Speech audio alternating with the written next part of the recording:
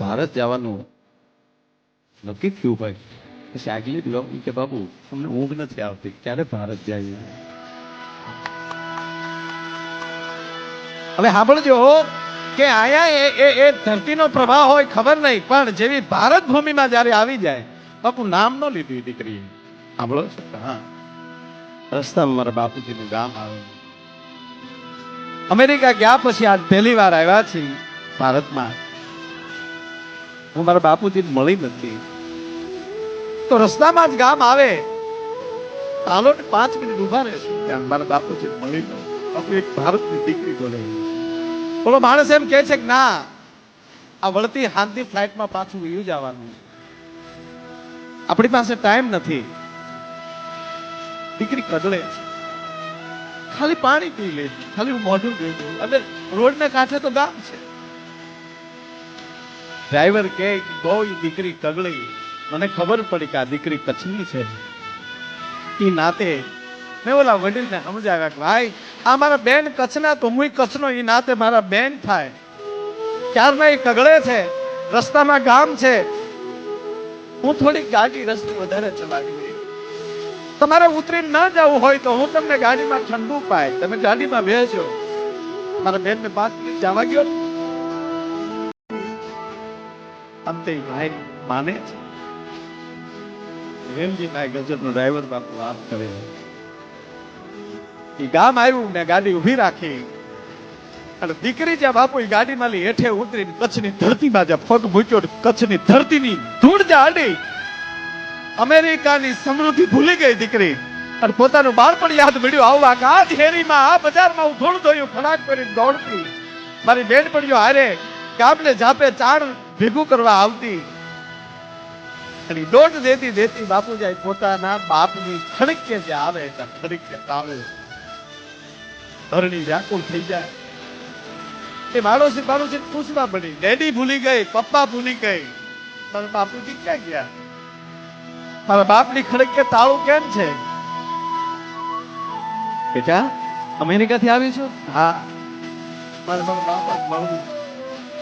અરે બેટા તું ગયા પછી આયા તો કચ્છની ધરતી તને ખબર છે, 7 વર્ષથી દુકાળ હાલે છે, અને આયા એ બાજુમાં રાહત કામ હાલે, ત્યાં તારા બાપા ચોકડી ખોદવા ગયા, રાહત કામ માં ગયા. કેટલે છે કે આ ગામના જાપામાં બેટા તળાવ ખોદાય ત્યાં છે. ગડગડતી દોડ દીધી દીકરીએ, અને જે જગ્યાએ રાહત કામ હાલતું હતું ત્યાં એ દીકરીને ભોગવું. બાપને છે એ માટીનું તગારું નાખવા માટે એ ધૂળના પાળા ઉપર આવવું, અને આમ જ્યાં પાળા ઉપરની તગારાનો ઘા કરવો, હામેલી દીકરીને આવતી જોઈ બાપુ પાંખડીના લીરા બહાર નીકળી ગયેલા હતા. બાપની વિડીયો હેરકો કરવા, મારો બાપુજી આવ્યો, મારો બાપ આવ્યો, મારી દીકરી આવી, ભેટી ગયો બાપ. થોડીક વાર ઉભી છે દીકરી, પછી કહે છે બાપુજી આવી નીકળ્યા ખાલી મળું. એને ઉતાવળ છે, ગાડી મારે આવ્યો છે. હા એને ઉતાવળ છે બાપુ, એટલે હું પાછી કરું છું. આવજો બેટા, મારી ચિંતા ન કરતી હો બેટા. વાત તો બહુ મોટી, મેં ટૂંકી કરી નાખું છું વાત. દીકરી બાપના આશીર્વાદ લઈને બાપુ જ્યાં પાછી ફરી, દહક ડગલાઈ દીકરી પાછી હાલી, બાપે હાથ કર્યો. શોભિતભાઈ બેટા ઉભી રહે તો મારી દીકરી. દીકરી ઉભી રહી, ધીરે ધીરે બાપ પાસે આવ્યો. બાપુ ચોકડી ખોદવાનો પગાર થયેલો ને, એમાં 5 રૂપિયા વધેલા. પાઘડીના છેડે બાંધેલા હતા, એ લીરાવાળી પાઘડી છોડીની છેડેલી 5 રૂપિયા દીકરીના હાથમાં આપ્યા. લે બેટા 5 રૂપિયા લેતી છું. ત્યારે દીકરી બોલી બાપુ અમારી પાસે ઘણા રૂપિયા છે, કારણ કે ક્યાં અમેરિકાનો ડોલર અને ક્યાં રૂપિયો 5. બાપુ અમારી પાસે ઘણા રૂપિયા છે. અને તેથી મારા ભારત વર્ષનો બાપ એટલું બોલ્યો હતો, બેટા એ લાટ છે ને એ તારા છે, આ 5 તારા બાપના છે, એ લેતી છે. અને એટલે દાદ યાદ આવે. આંબલ પીપળ ડાળ બોલાવે. દીકરીને વળાવીને બાપ ઉભો છે કે એકવાર જો દીકરી મારી સામું જોઈ લે, છેલ્લી વાર દીકરીનું મોઢું જોઈ લઉં, અને દીકરીને બાપુ એમ છે કે હવે જો મારા બાપ સામું જોઈ તો મારા બાપને સાનો કોણ રાખશે. દીકરી સામું જોતી નથી, ગાડું હાલ્યું જાય છે.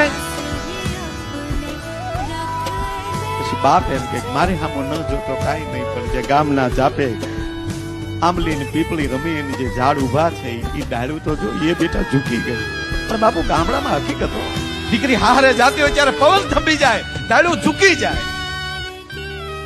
અરે છોડો, છેલ્લે દીકરીનો બાપ મળવા જાય ને